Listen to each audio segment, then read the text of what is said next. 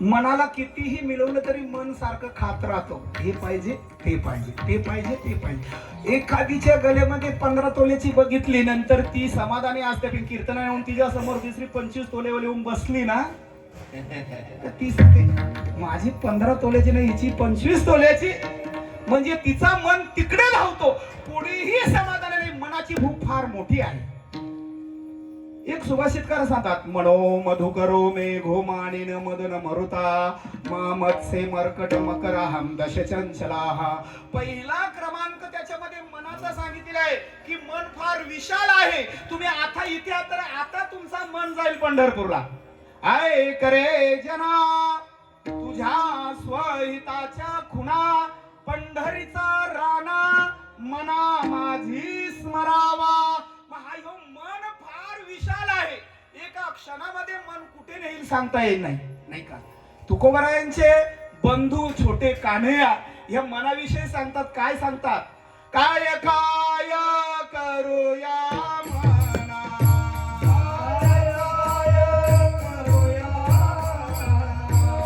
बरी नाही केला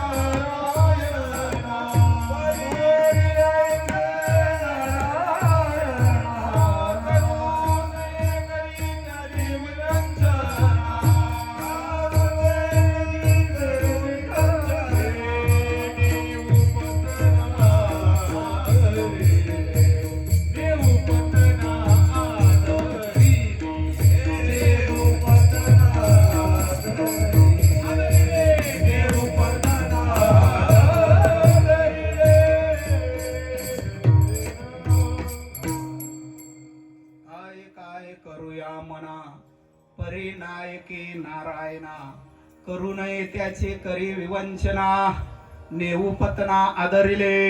आदराने तुम्हाला पतनाला अधोगतीला नेण्याचं काम कोण करतो? तर तो मन आहे. म्हणून मन फार कठीण सांगितले.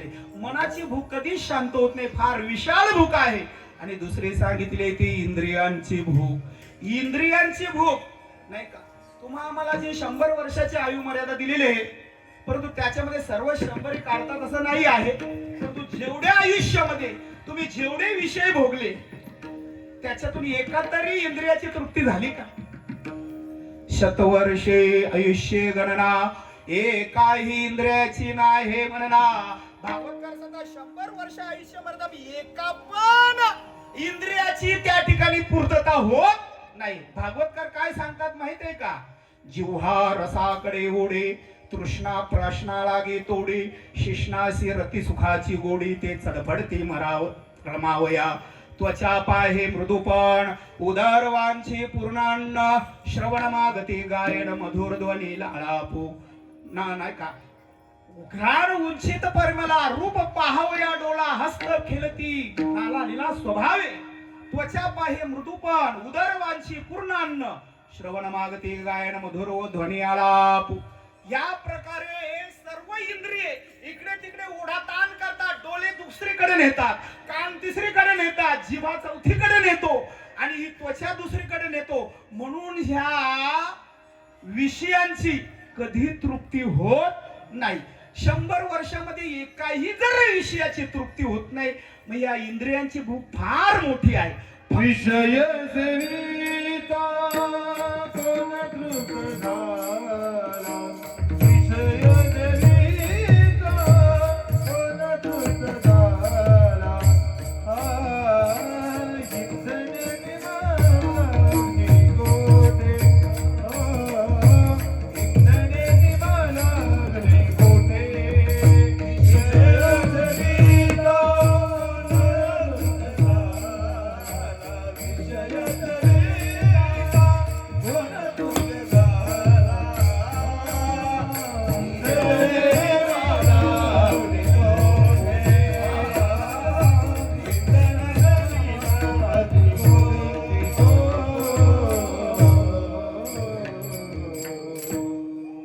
विषय सेविता कोण तृप्त झाला आणि इंधने निमाला अग्नी कोठे.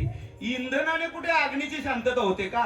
एखाद्याच्या घराला आग लागली, कोणी बोरिंग चालू करतो, कोणी ते बंब बोलायला बोलतो, कोणी बांध्याने पाणी रात्री सांगितलं नाही का सूर्याचा पिल्लू.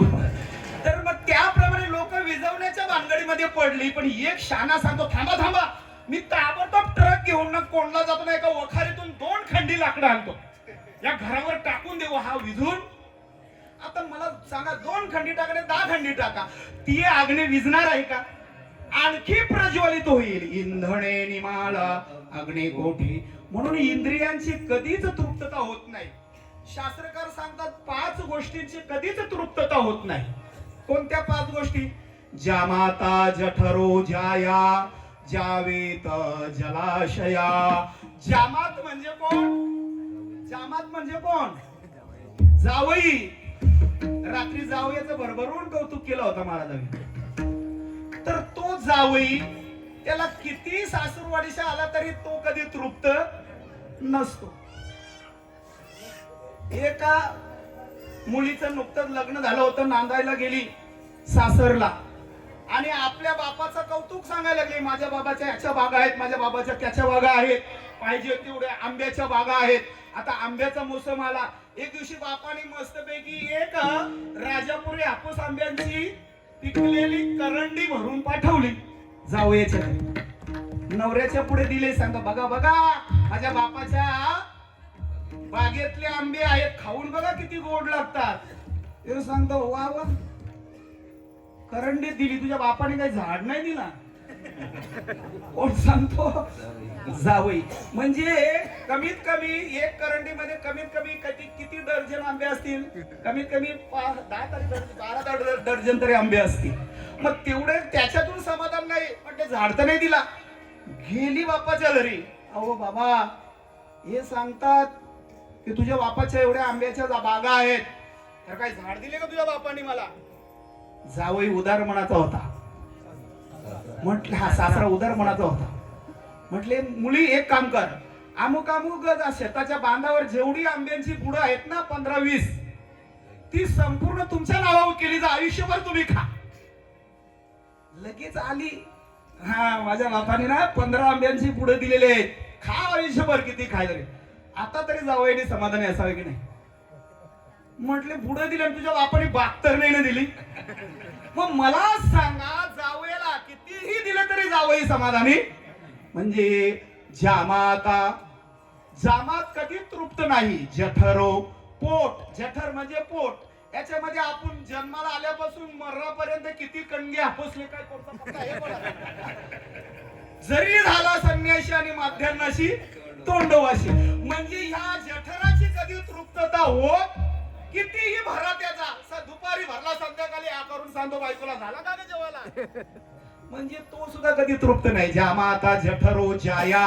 पत्नी, पत्नीला किती नटवली सजवली, किती फिरवली तरी आना कमी होत, ती कधीच तृप्त नसते. आताच सांगितले, 15 तोल्याची वल्लीनी 25 तोल्याची बघल्यावर लगेच नवऱ्याला सांगते, बघा किती तिच्या गल्यामध्ये. म्हणजे ती कधी तृप्त. जठरो जाया जावेत. जावत म्हणजे आग्ने. आता यांनी दृष्टांत दिला की इंधने निमाला अग्निकोठी. तो इंधनाने कधी शांत होत नाही. आणि जलाशया, जलाशय म्हणजे सागर. समुद्रामध्ये किती नद्या, नाले, ओढे, किती पाणी जातो समुद्रामध्ये. समुद्राची कधी तृप्तता होतो का? कधीच होत नाही तो. कारण समुद्र कधी मर्यादा सोडत नाही. तद्वत न्यायाने या संसारामध्ये कोणीच तृप्त होणार नाही. मात्र पोटाची भूक ही काय असतं, मर्यादित असतो. एखाद्याला जर 2 भाकरींची भूक आहे ना, बळजबरीने एकाने 3 भाकरी खाल्ल्या तर समजा तृप्तीचा काय देतो? ढेकर देतो. म्हणजे ही तृप्ती आहे. देव सांगतात, तुम्हाला जर पोट भरून खायचं असेल तर इकडे तिकडे वनवन फिरू नका.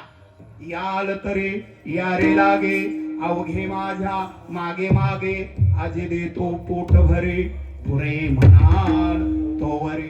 पुरे पुरे म्हणाल तोपर्यंत देईन, पण कसे यावे लागेल? हळूहळू चाला,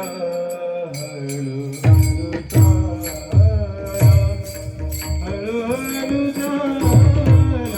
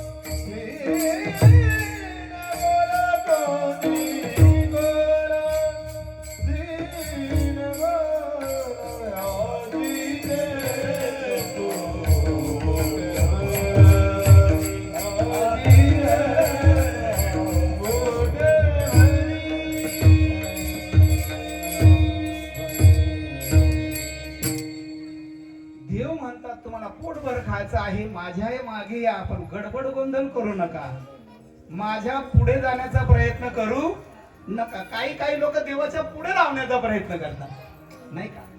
देव सांगतात हळू हळू चाला, कुणी कुणासीना बोला, हळू हळू. परमार्थामध्ये हळू हळू, ढाळे ढाळे येतुले म्हणजे हळू हळू. परमार्थ हा जास्त घाई गर्दीचा नाही आहे. परमार्थाला एकदा लागले ना का ते बघा, पी हलत न हो गोरी असं नाही चालत परमार्थामध्ये.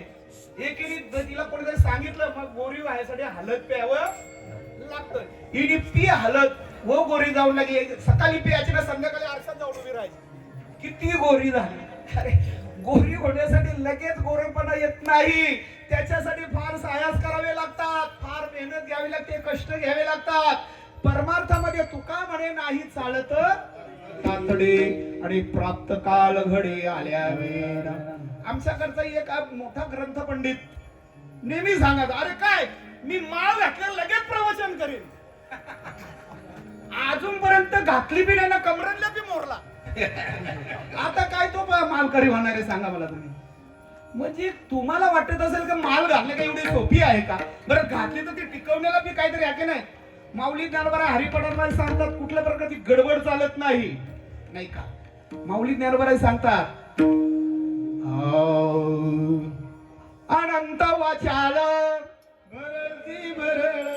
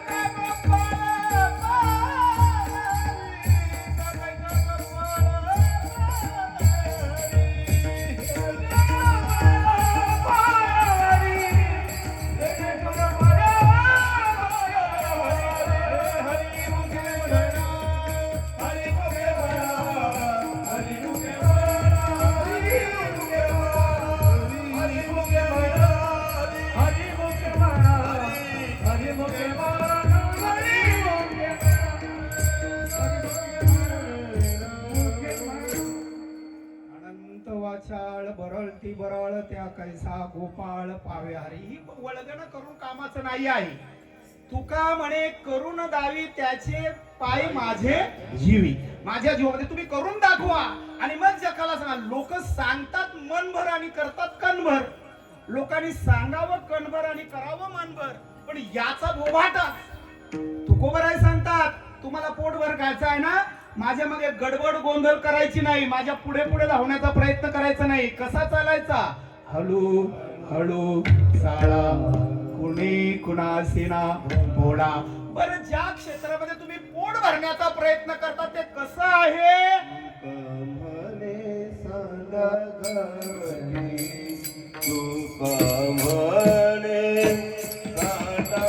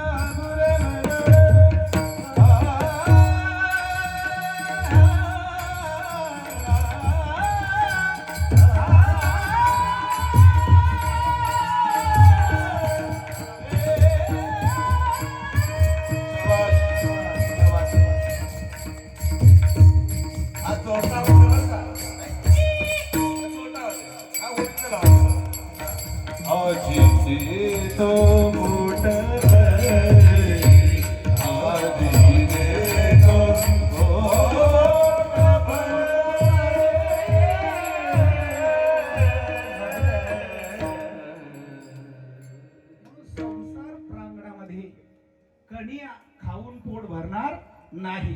तर जो ओरिजिनल आपला जो पोट भरतो तो परमात्मा आहे. कारण आठविसे कृपाळू देवासे आणि पोषितो जगासे. एकला तो सर्व जगाचा जो पोषण करतो त्या परमात्म्याचं मोठ्या प्रेमाने भजन करा. विठोबा कुमारी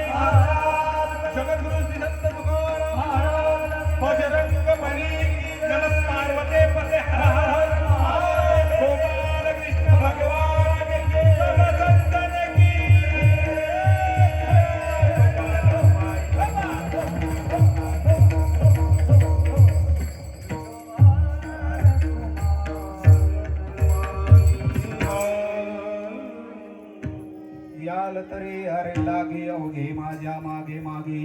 अजी देतो पोट भरी पुरे म्हणाल तो वरी.